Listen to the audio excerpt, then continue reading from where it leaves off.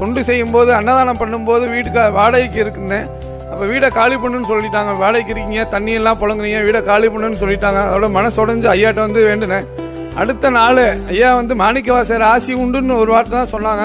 அடுத்த நாளே எனக்கு வந்து ஒரு இடம் கிடச்சிது. ஆனால் என்கிட்ட 10 ரூபா காசு இல்லை.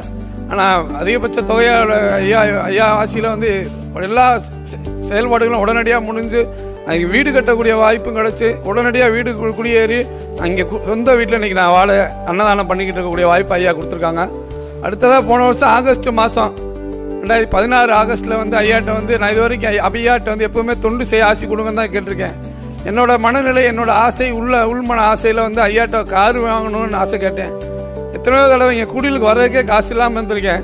இங்கே வர அன்பர்கள்ட்ட வந்து இங்கே வந்து 100 ரூபா வாங்கிட்டு தான் நான் பஸ் ஏறி ஊருக்கு போயிருக்கேன்.